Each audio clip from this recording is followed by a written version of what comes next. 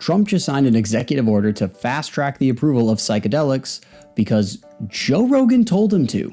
No, you're not in a fever dream. That is actually something that happened in the White House last week. And just a few days after that, the FDA actually announced priority review vouchers for 3 different companies making magic mushrooms-based treatments for mental health disorders. Now, last month I made a video outlining why the science, the real clinical data, suggested that we would move slowly towards an FDA approval for psilocybin and other psychedelics. But I did not think it was going to move this fast. Which leads to the obvious question, is this all happening too fast? Is the science actually strong enough to support the billions of people worldwide with mental health disorders like PTSD and depression? Let's find out. What's up, nerds? Quick recap. Back in March, I made a video outlining the very promising data coming out of Compass Pathways. They had very promising clinical data for a synthetic version of psilocybin. This provided a massive boost to psychedelic-based therapies. The treatment was efficacious, had a great safety profile, and it improved on the previous mistakes made by other psychedelics companies. But the main takeaway was that despite all this progress, there were still a lot of steps needed to be taken by both the government and Big Pharma. Then on April 18th, 2026, this happened.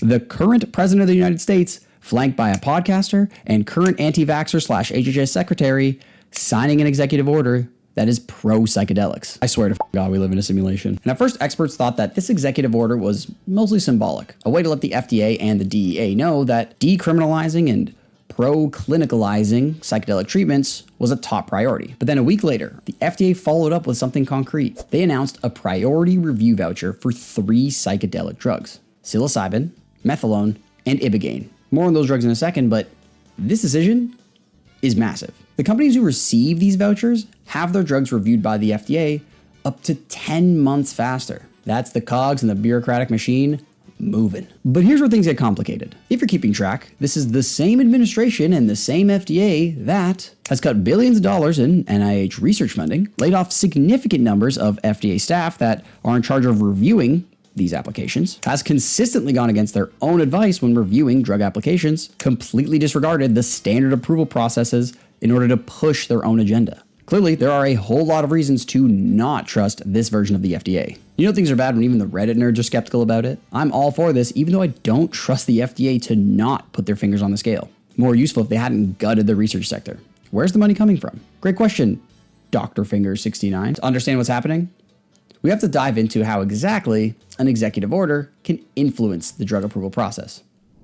Imagine the FDA drug approval process is this massive, congested highway. Thousands of drugs are trying to get from point A, promising clinical trial data, to point B, the shelves of your local pharmacy. This highway has everything: a speed limit, tolls, traffic jams that last years. And for Schedule I drugs like psychedelics, meaning that the DEA doesn't see them as something that has any medical use, there are extra checkpoints, a whole set of toll booths that the FDA can't even control. So a priority review voucher, which is what was created in this executive order, is essentially an HOV lane. You know, the one that you can use when you put your very real non-mannequin girlfriend in the front seat. Now with an HOV lane, you don't get to break the speed limit.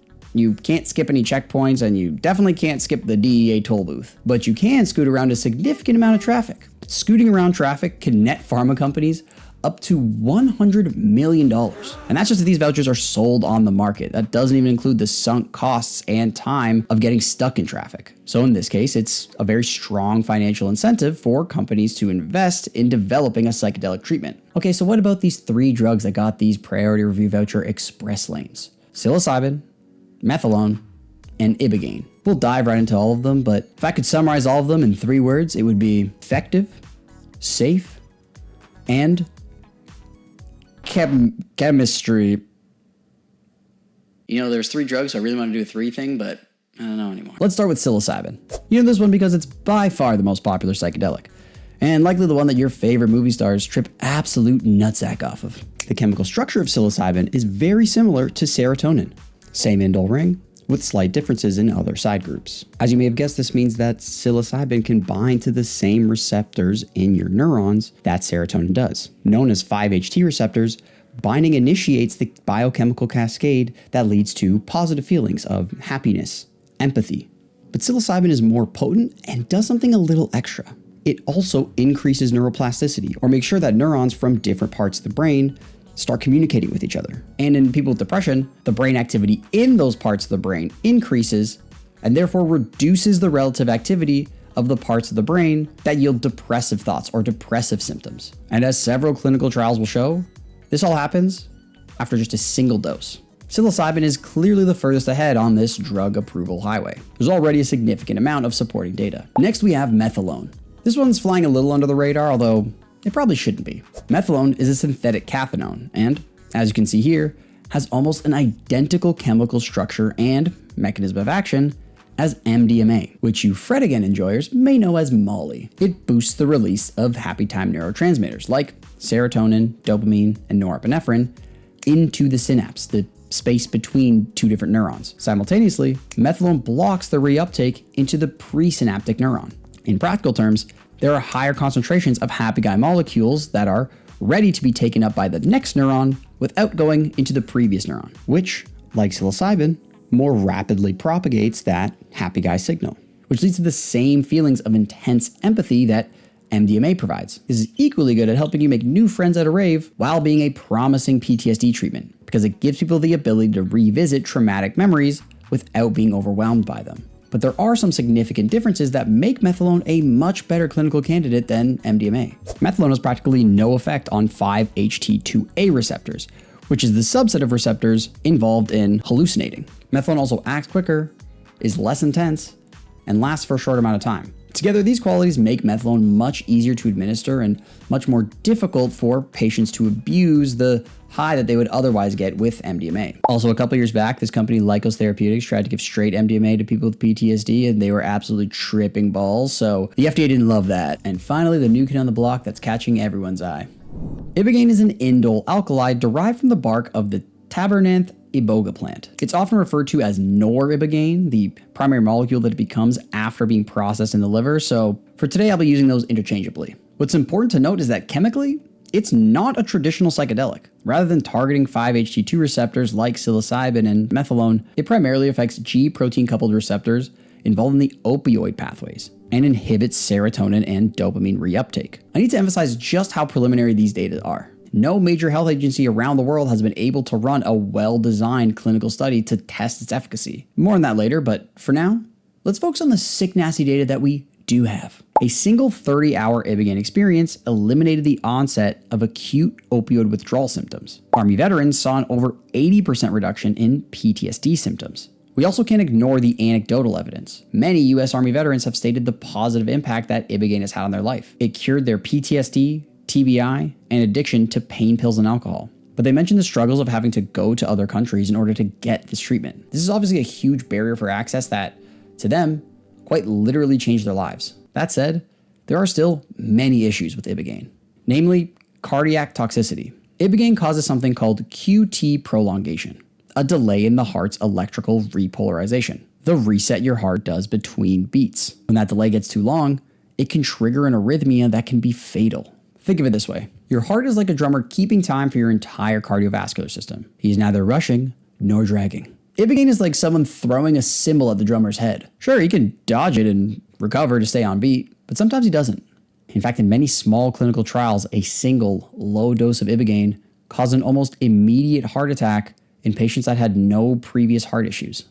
And there are other reasons why experts aren't convinced that the proof is in the plant-based pudding. A report from the journal Molecules, published just in February of 2026, states that the clinical translation of Ibogaine remains substantially constrained by fragmented and heterogeneous evidence, the absence of regulatory frameworks, limited phytochemical validation and standardization of available formulations, and those unresolved concerns with cardiac safety. Translation: the clinical data, implementation strategy, and chemical and manufacturing controls are currently whack as fuck. And this is where things get complicated. The FDA didn't just build an HOV lane for Ibogaine, they practically built them a whole new on-ramp, and we don't even know if they're a good driver. On one hand, this new on-ramp means that the FDA gets to dictate how exactly these controls get put into place. On the other hand, that's a big commitment for something that has such a high amount of risk and is so unproven in a lot of different clinical contexts.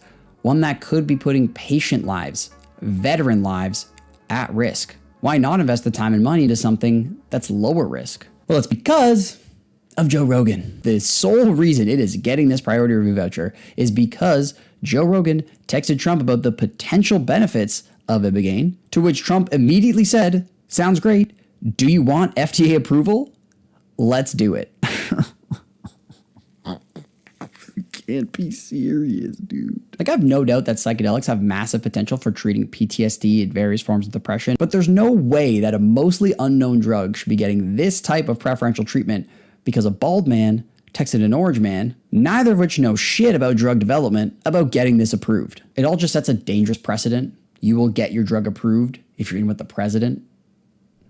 Those are just my specific hesitancies with Ibogaine. Psychedelics in general still have quite a significant number of hurdles they'd have to overcome. So as of right now, Psilocybin, Methylone, and Noribogaine, they're all still Schedule 1 drugs. The DEA would have to go through the necessary process to deschedule those. These DEA processes aren't known for being particularly fast. It's also important to note that this priority highway still has much fewer workers than normal. A significant number of FDA reviewers were laid off last year and weren't adequately replaced. Many analysts estimate that in order to get approval, it still could probably take 1 to 3 years, which isn't much faster than what they were estimating before the vouchers were given. There's also still a significant funding problem. Before the Trump administration, the NIH was funding lots of very important biomedical research. But now that funding has been slashed to bits, most of the development of these psychedelic drugs will have to be from private funding sources, your big pharma. And that's cool, they typically have more money to spend on these large clinical trials, but it's still very expensive.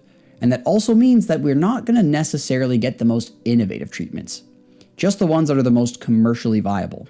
And finally is the access problem. As we've seen with other psychedelics and other opioid treatments, they need to be administered under the supervision of a psychiatrist. These clinical psychiatrists then need to stay with patients, monitor patients for hours after administration. A single treatment session could cost tens of thousands of dollars, and it's still unclear which parts of that are covered by insurance. So even if they are approved, how many people are going to actually be able to get access to these treatments? This isn't much different from what veterans would need to do to get treatment now, which is pay out of pocket and go somewhere else. At least now they get a trip to Mexico out of it. The HOV lane is real, but the destination is real far away.